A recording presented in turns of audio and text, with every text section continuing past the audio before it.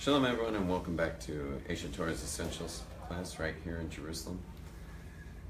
The only co-ed outlet of Torah True Judaism in all of the country.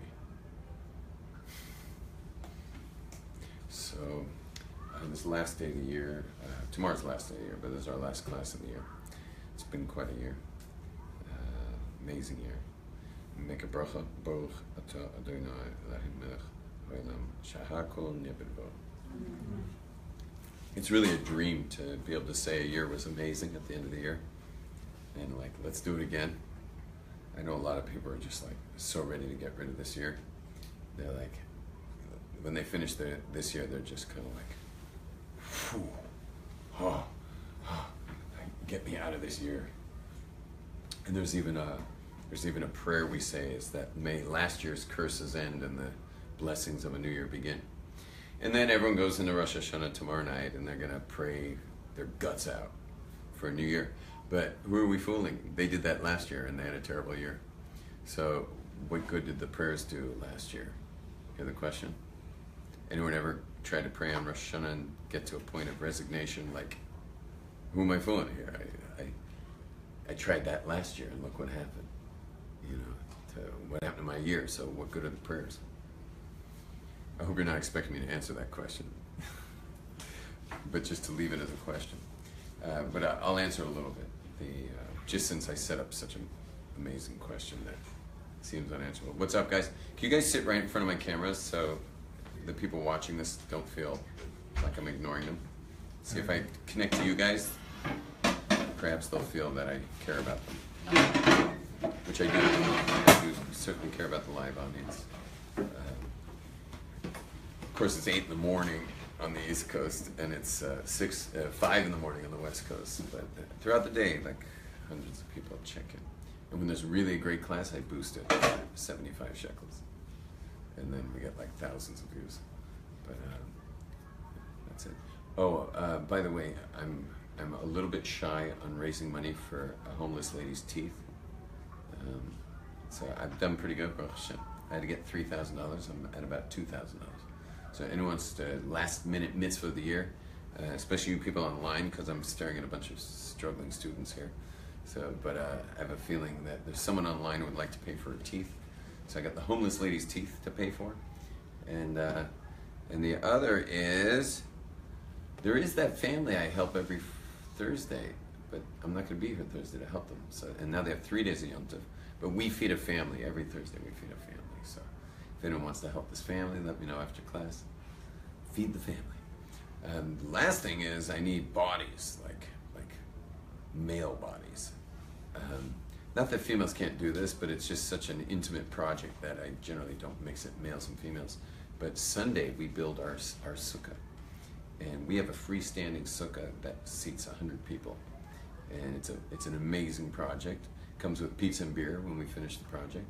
So we're going to be starting around noon on Sunday. There will probably be the group who do essentials will probably come after 1 because we have classes till 1.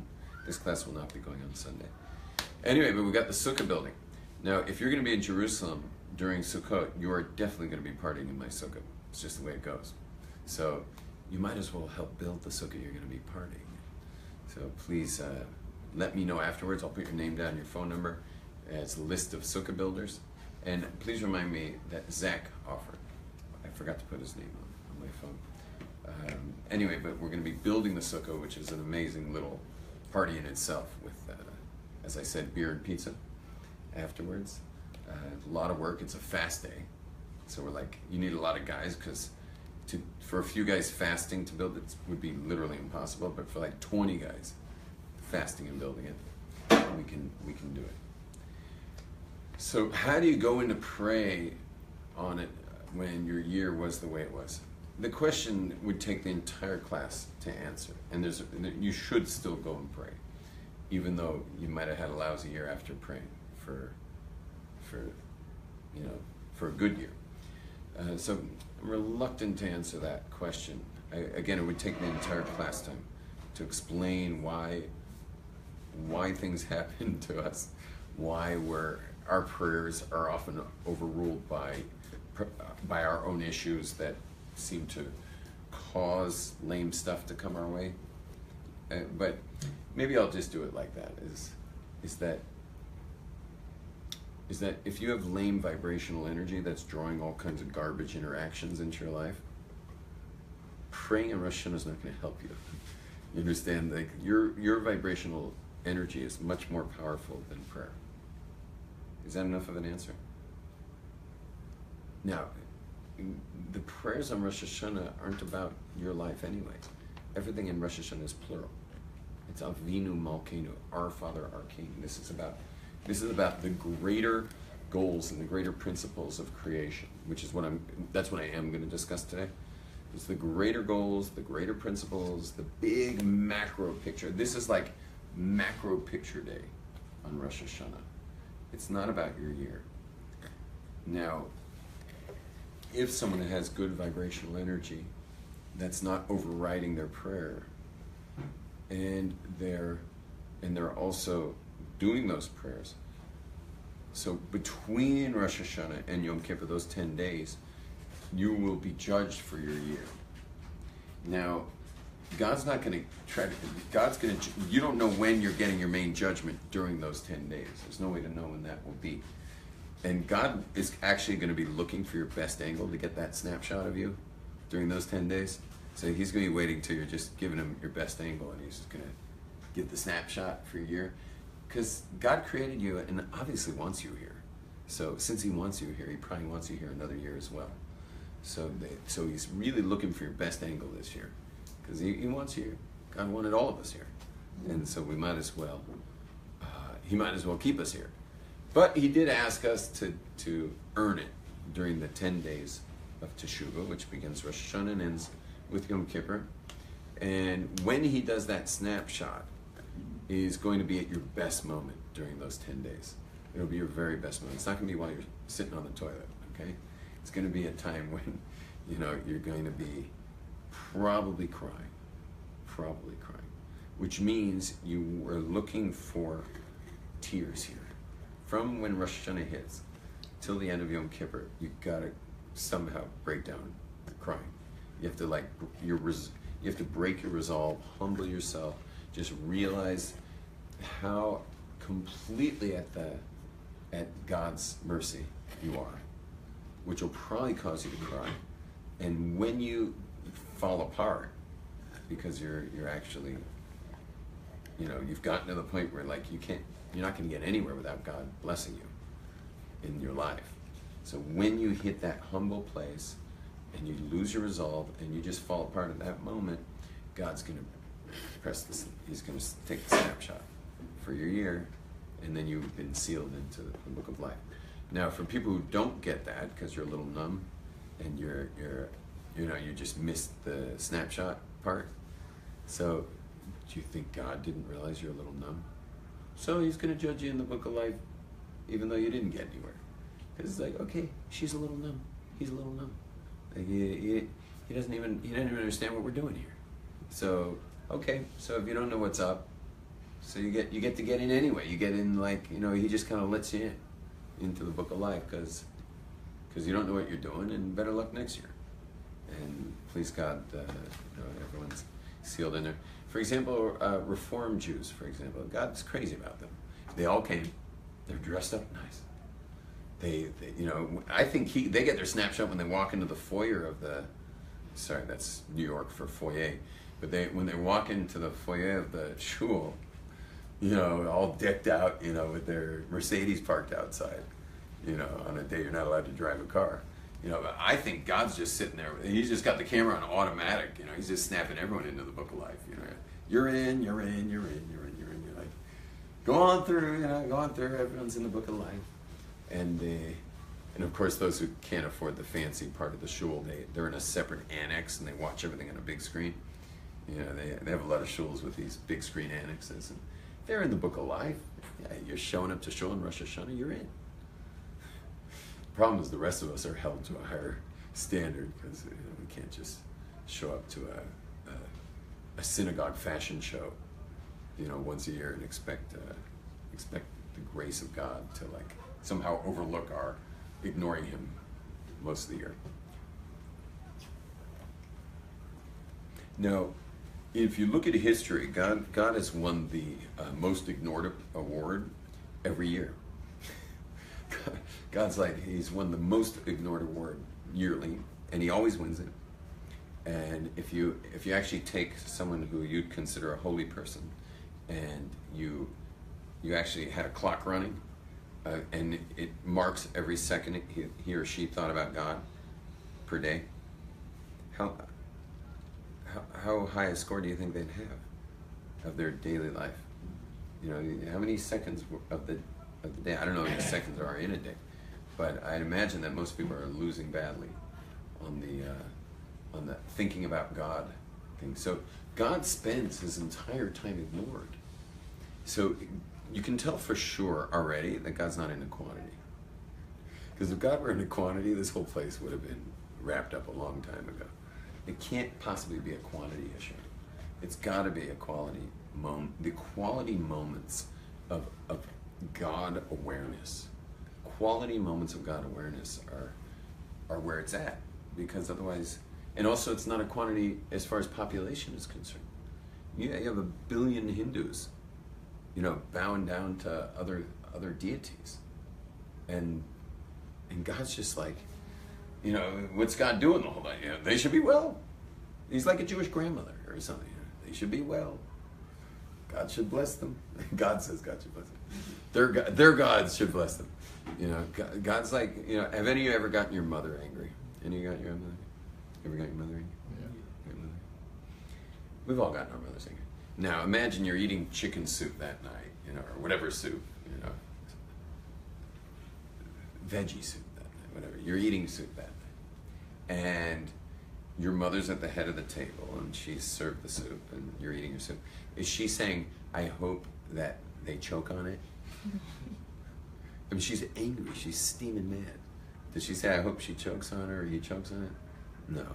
She hopes you like it. She hopes you're going to ask for seconds. So God's like this grandmother. He's like this Jewish mom who just wants, you know, her children to enjoy the soup. And even the billion Hindus out there. And so we all have to soften our view of God. You know, there's people love these religious positions they take on, where religious people generally like to say everyone's going to burn in hell. You know, and God hates everybody but us. You know, but it just doesn't make any logical sense. You know how much care it takes for God to provide life to an idolater all day long, all week long, providing, just sustaining them. There's 1 billion processes going on, probably per minute, in the body of the idolater, just to keep the idolater dialed in for their life on a minute-to-minute basis. And meanwhile, the idolater is bowing down to the sun. You know, and you'd think God's like, what am I, chopped liver? You know, he's bowing down to the sun. I made the sun. What about me? I once spoke to a doctor, but she's from Japan and she's raised in the Shintoist tradition. And I asked her, you know, so what do they believe over there? What's this? What do Shintos believe in Japan?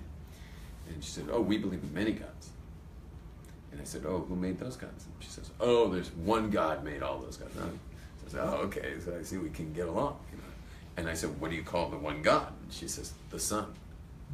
And I'm like, oh.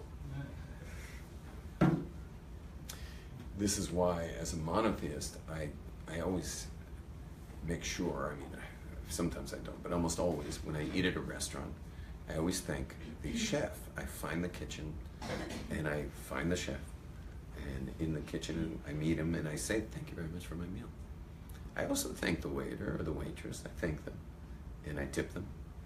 But I go into the chef who actually made the food. You know? Now, if I could go track down the fisher and the farmer and everyone else, I would thank them as well. But Judaism is always about going all the way back to the source. Now that sounds a little crazy to go to the source, because who knows this? How are we supposed to even have a relationship with the source? And I'll tell you the truth, if it wasn't for our prophets and it wasn't for Sinai, we wouldn't have had any idea we could have a relationship. And that's why you'll find in on Jacob's ladder, this is Jacob's ladder, and it's leading to total connection with God.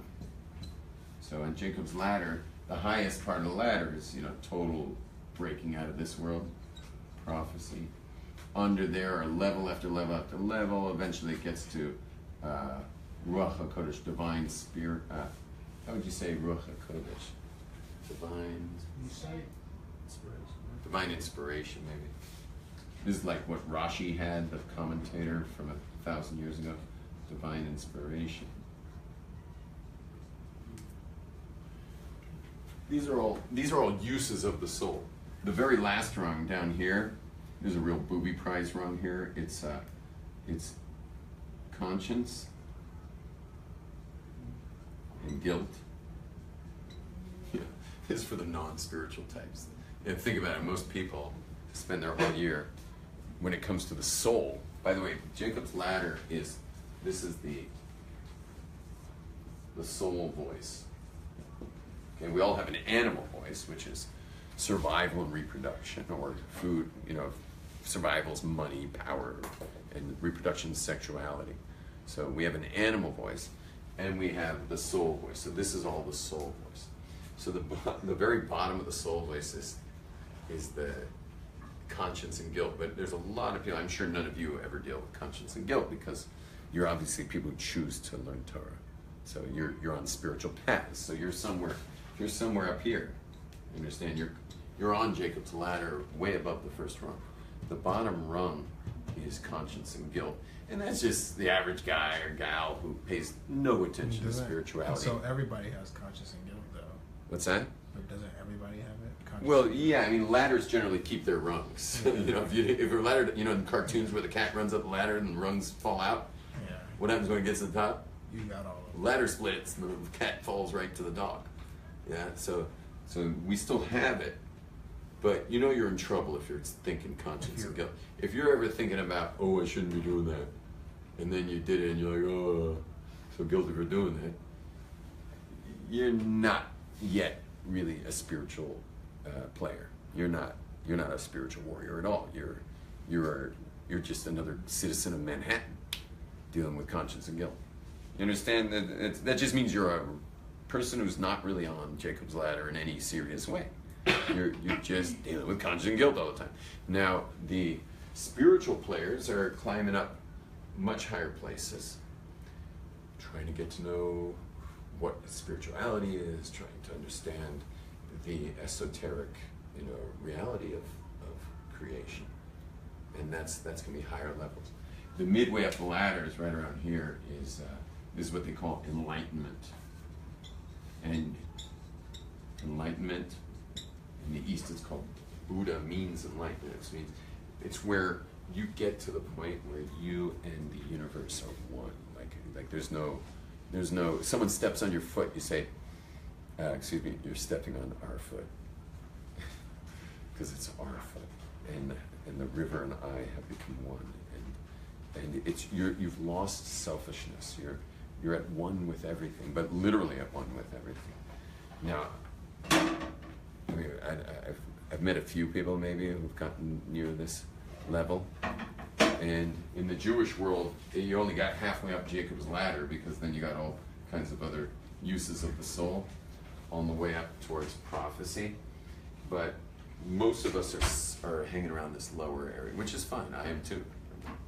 I'm not there. But these are all goals of soul voice people. And again, conscience and guilt the lowest. I'll just give you another ladder rung, which is nice, is one of the lower ones as well, is service. Service is one of the rungs. So service is, how do you know you're on that rung? Is you do it no matter how your day went. Meaning you serve God no matter how your day went, however your week went, high mood, low mood. Like, it doesn't matter how you woke up that day. If you're a Jewish male, you put on your tefillin that day. It doesn't matter. If you're a Gentile who prays daily, it doesn't matter how your day went, you still have that moment of connection to God, even though you've had a rough day. So this is a rung in the ladder. It's got to be there. It's there no matter what. If someone doesn't have this, meaning if they're still fair weathered when it comes to service, meaning if everything's going well, they're in service, and if things aren't going well, they're not in service. They're not on the ladder. They're not over there. They're down at the conscience and guilt level. Now, there are people in a huge population, especially today, of atheism people, atheist types, who want to be off the ladder. Okay? And they like to be down here, just this little, I'll make it hollow. It's a little pit you get to live in. And but they're off the ladder altogether. And in fact, they'd be best represented by Cypher of The Matrix, the movie The Matrix. If you saw the movie Matrix, Cypher wanted to destroy the ship. It wasn't enough that he wanted to get back to the Matrix. He wanted to get rid of the ship, because how do you live with yourself knowing there's reality on the other side? So there are people who, in a large population today, who are both laymen and clergy. I hate to call the top scholars in atheism clergy, but they are really the high priests of the atheist world. Is the people who love to profess no God, no soul, no conscience, no guilt. Because think about it, what's the one thing that messes you up more than anything else in your life? What messes you up the most? Consciousness. Yeah. Conscience. Guilt and shame. Yeah. Conscience, guilt, shame. Shame and guilt kind of go together. That's what messes you up. And if you could get rid of that, you'd be in great shape. And a great way to get rid of it is just say there's no such thing as soul, and that we're just advanced monkeys. And if you feel like you did something wrong, it must have been your socialized, meaning how you were socialized growing up. But it's really, you're just fooling yourself. You're just advanced algae. So that is and the scholars who they all seem to depend on, whose science is hardly pointing away from, pointing away from God, meaning they're pointing it away from God. But if you actually get into their science, you could just as easily have a God with all their sciences without. But it depends how they want to point it. If they want to point it away from God, so all the people who are not scholars, but definitely don't like conscience and guilt, so they'll get backing. Universities are kind of famous for backing these types of people. They got a lot of money. They can let them do all their research and get out from under the thumb of God, which comes with conscience and guilt. The most famous iteration of this in the last 100 years has been Hitler. He was, what was his name? The evolution theory. Darwin. When did he live? He was 1800. I think 1800s, maybe 70. Late 1800s. Okay, so you had Darwin, with the kind of that you're just advanced algae. You had Hitler. Hitler said that the Jews are the ones who've been perpetuating this whole thing. So I'll take you out of conscience and guilt. By eradicating the Jews, we eradicate conscience and guilt. I don't know why he thought that would work. I can't imagine that would work. But he himself said that that's what he's up to. And he also said that if he left one Jew alive somewhere, like even a child in a basement somewhere hidden, that from there it would start again. That's what he said. And so, but whatever, he was crazy, but he could not stand conscience and guilt, and thought if he got rid of the Jews, he would get rid of them. And the last iteration, the second to last iteration was science. Like science will show us the way, and we can explain everything. We don't need God, because God's for what you can't explain. You understand? That's the way they looked at it. And so science will explain everything, so then we don't need God, because God's just the word you use for things you can't explain. And so they tried that, and the last thing they've been using to get rid of conscience and guilt is medicine, like meds, like Prozac and all those other good things. That way, if you can do whatever you want, when the guilt comes, you start getting depressed. So you can just eventually your psychologist says that you seem to be a candidate for antidepressants. And so then you keep consuming. I personally think that that Coca-Cola and Nike and all those other just do it companies are paying the medical industry, the pharmacology industry. You just keep giving them the meds and we'll just keep telling them to just do it. But I want to make a class action suit called Just Done It. We just did it and we all feel really guilty about that, and we don't want to go on meds to feel better about ourselves. So stop trying to convince us to just do it, because just doing it has made us feel really lousy about ourselves. Now, the simple way about all of this, the simple path, is two paths. One path is divorce the world, like just get away from it all, away from the animal voice.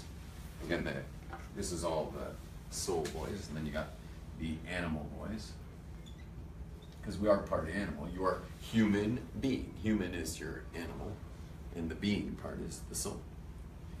I mean, think about your being, right? Everyone just take a moment to think about the being. Like, what is your being? What is your being? What is it really? You're human, okay, I get that. You're human. And then what's the being part? And you're all here for sure. You're all totally conscious of me standing in front of you. I'm conscious of you. You're conscious of you. You're conscious of others. You're definitely a conscious being here. But what is that? What is that conscious being? The answer is that's the soul. The consciousness of a person is their soul. And the human part is just the physical. Now that physical part of the human being is the animal. And that animal, you share it with every plant and animal and human. It's what we call the animal voice. That was the soul voice, the animal voice. The animal voice is survival.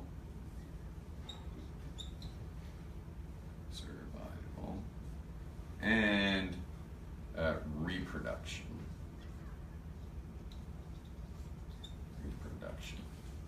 Which also begins with an S. Okay? So survival and reproduction is the animal voice, and so we're human beings. We're human beings. And as long as we go for the being part, so then we'll be in a good space, and we'll have proper bearings and recognizing the animal voice for what it is.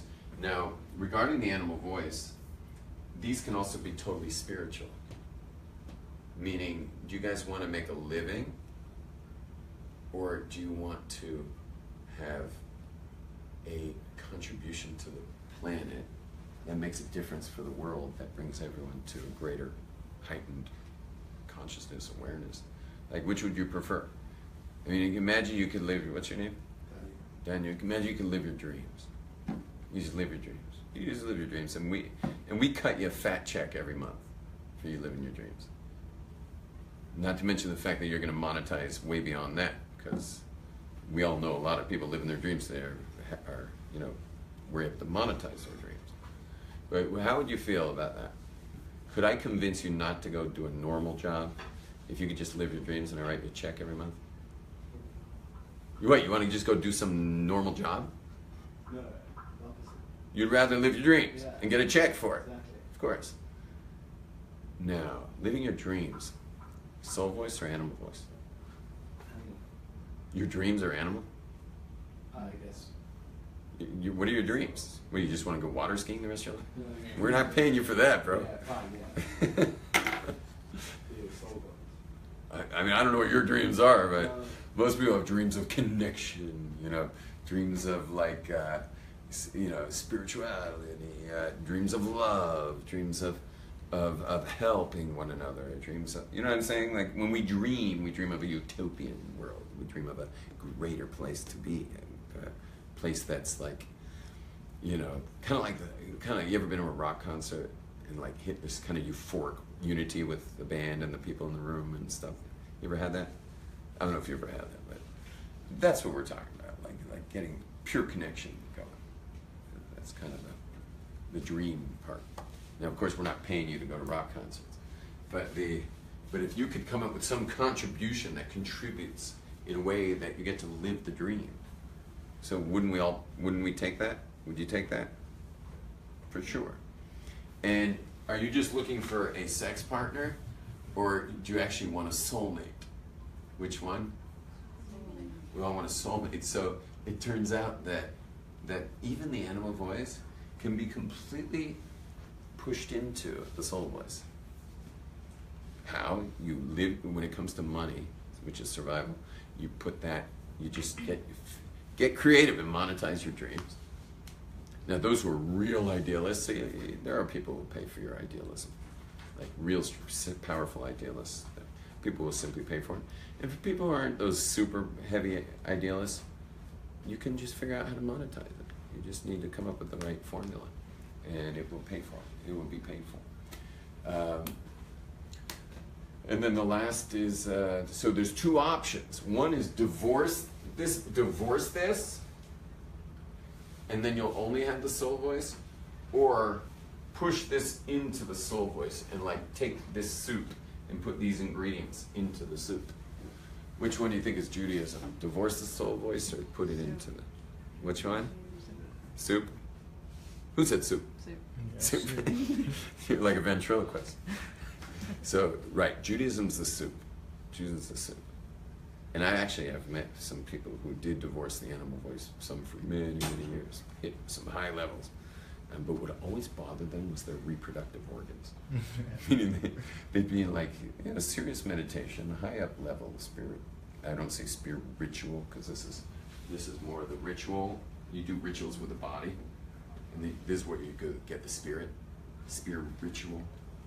Okay, so I met some very spirit people, like very spirit people. I had one student here who, just to take leave of his master, he had to bow down on his face in front of him and basically beg him to come to Israel to learn. And guess what the answer was? Come back in year. Come back in year. And so, meaning you got a year's worth of earning that. And you come back a year later, his 12th year under this master, and back flat on his face and said, can I come to Israel? And he came. And he said something that they all said is, they'll be in the middle of an incredible meditation, which is always expansion, contraction, as we spoke about yesterday. When they would contract, they couldn't help but start thinking about their reproductive organs. It's like, what are those things for? You know,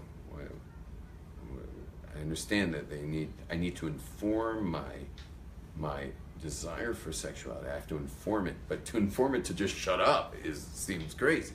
Like, why would God create that if not for it to be used? You understand? Like, informing it, getting it under control so that it's working with the soul, that you get your body and soul working together, but completely shutting it down. It defied their logical sense, but the funny thing is it was always the Jewish ones that would come to me with this sense of like, what is that for? Like, why do I have that if I'm not supposed to use it? And so the two options are, one is just get rid of it, and the other is to put it in the soup, to have it all be part of the same thing. I can just tell you on a personal note, and it's particularly fun having my son in the room, which is amazing. This gentleman here leaning on the table, having the gravitational experiment with his head, it's fun talking about it because there was I was never much of I didn't have like tremendous paternal instincts growing up, to say the least. I was raised in the most narcissistic society on earth called Los Angeles, and having children means you are going to have to give, and so like I just wasn't born for that at all. But there was this one moment where I was here, and it kind of happened at the same time as I saw something else happen. But what happened was I had this moment of like, oh my gosh, I think this is real. Like this whole Jewish thing, I think it's actually real. And I was like, whoa. And when I had that thought, it came with the thought of, I gotta tell the world about this, and I can teach all kinds of people about this, but there will be no greater student than children born to me and my wife. Like, I wasn't married yet, but I'm going to find a woman who cares, is just as passionate as I am about this. And that was my criteria, by the way. And I can tell you, growing up as a surfer in California, I gave up all that criteria to find the woman who would just be into God. That's it. Just into God. Nothing else but God. And I mean, she had to at least finish the line. If I say, hey, hey, mama, say the way you move. So I wanted a girl that could say, gonna make you shake, gonna make you groove. That was important to me. So there was no way I was marrying a girl who was raised observant.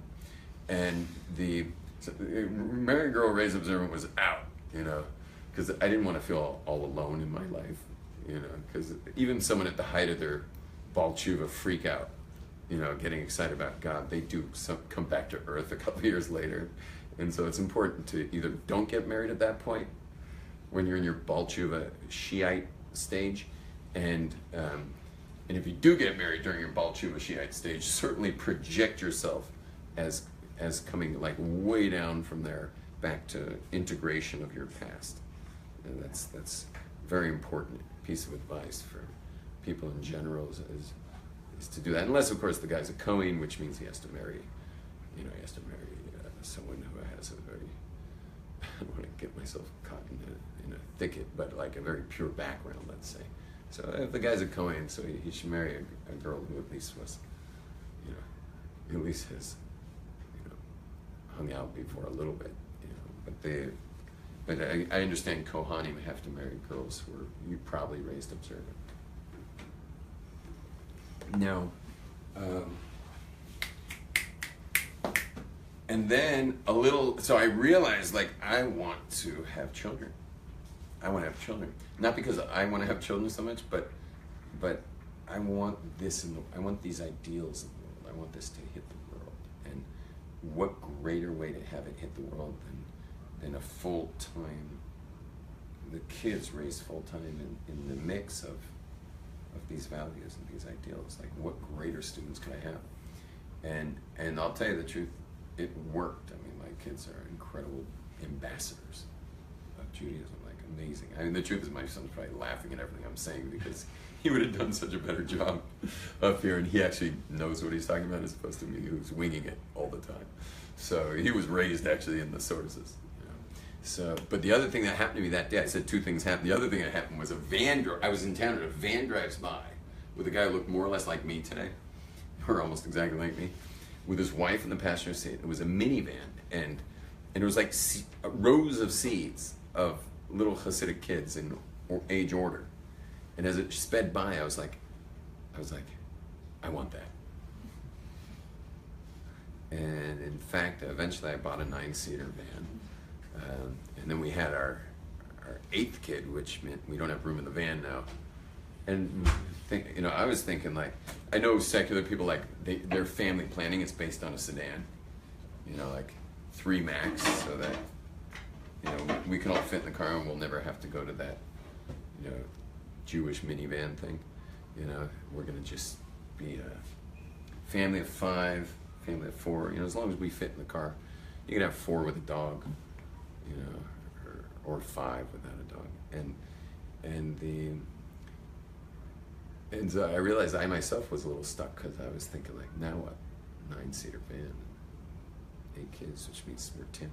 But that's my daughter, 17-year-old, gets engaged to a guy with a car, and so we suddenly we got a bunch of extra seats, which is amazing. So the whole car thing's working out at this point. Thanks for asking. Now,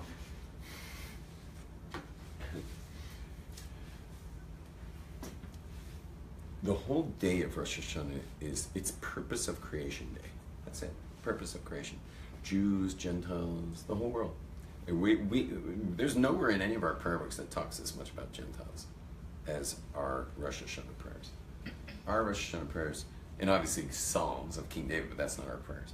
That's Psalms.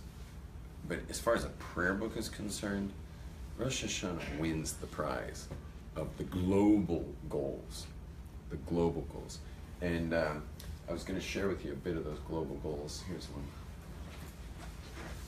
Just to get you all ready for Rosh Hashanah. Here are the global goals. So the global goals are as follows.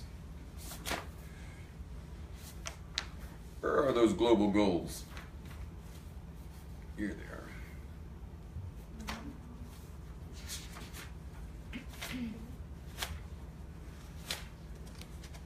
Yeah, the global goals are like this.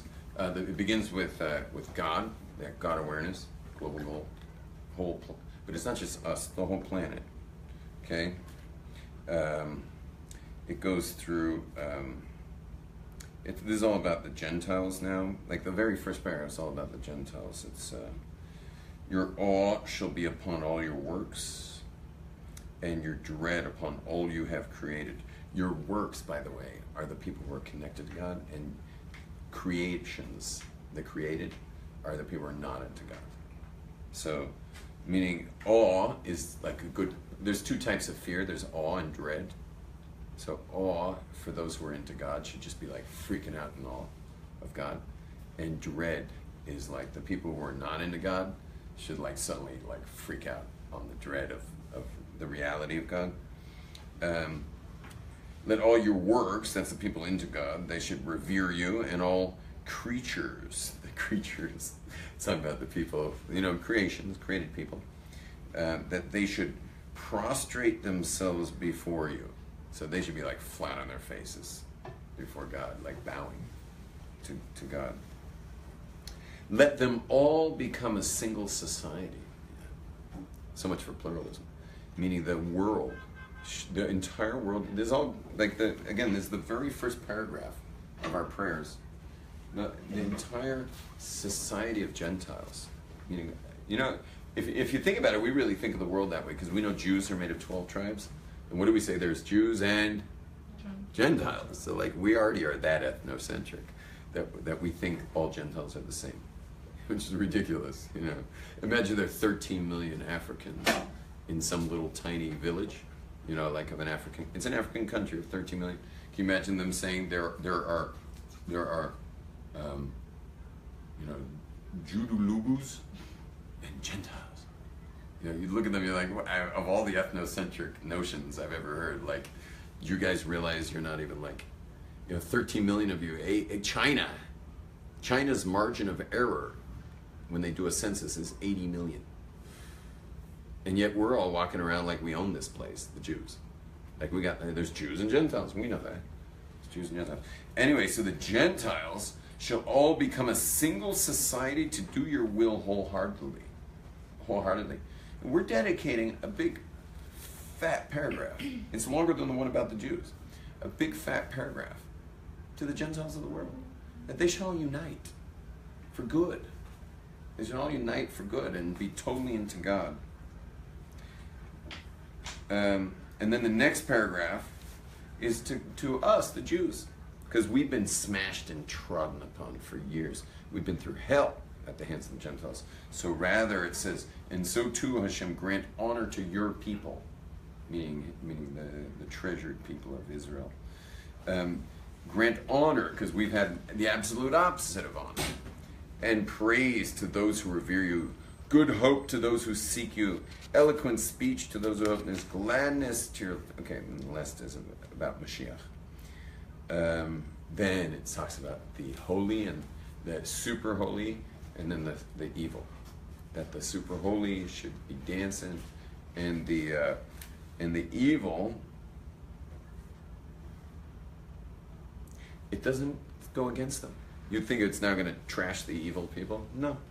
It says evil should disappear, not the people. It says iniquity. Iniquity means people doing bad things. Oh, iniquity, sorry. Things like the evil, the dark side. It says iniquity will close its mouth. Meaning the dark side's voice in all of our heads should close its mouth. All wickedness will evaporate like smoke when you will remove evil's domination from the earth. This is the goal of creation. This is basically what we're into. Okay, you got the picture?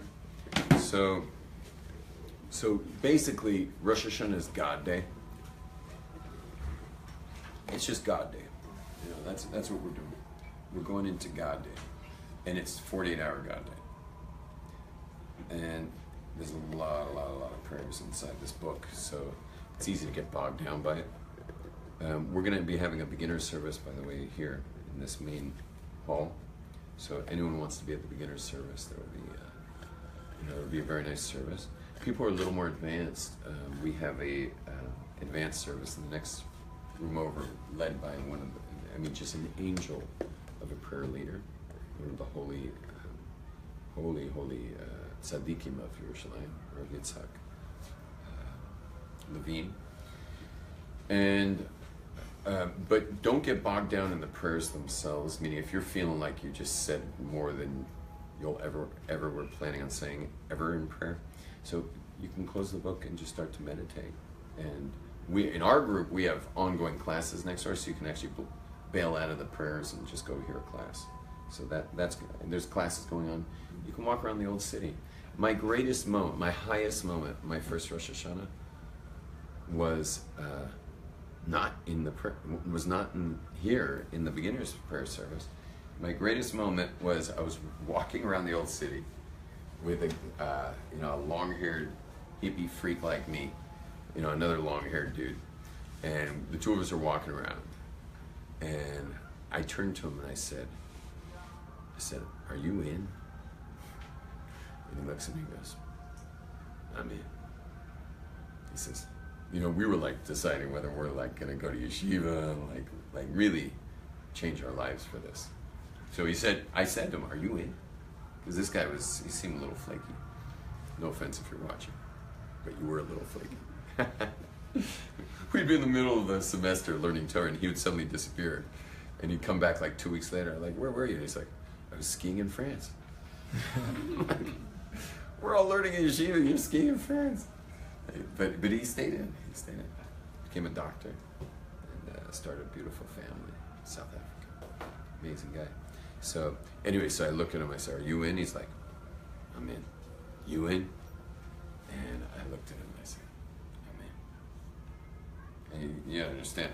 I looked about as far out as anyone you've ever met. I mean, I was like crazy, funky looking dude with like, my bloodstream could have turned on the whole Middle East.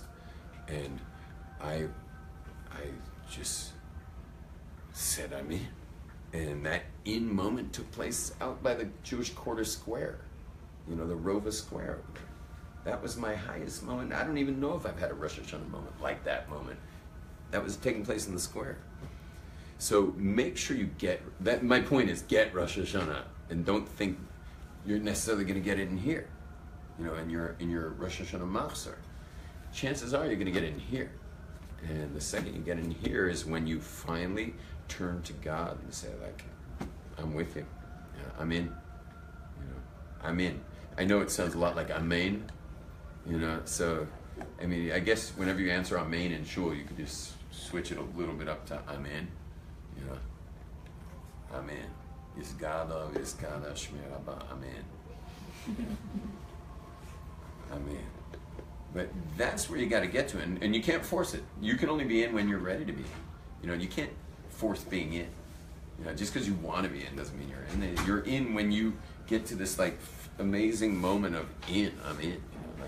That's it. I'm in. So, but that's the point of these 10 days. Not everyone's expected during Rosh Hashanah to say I'm in. Rosh Hashanah is ideally set up for that. But the 10 days are designed that at least by the time Yom Kippur ends, you're in. And once you're in, so here comes the joy.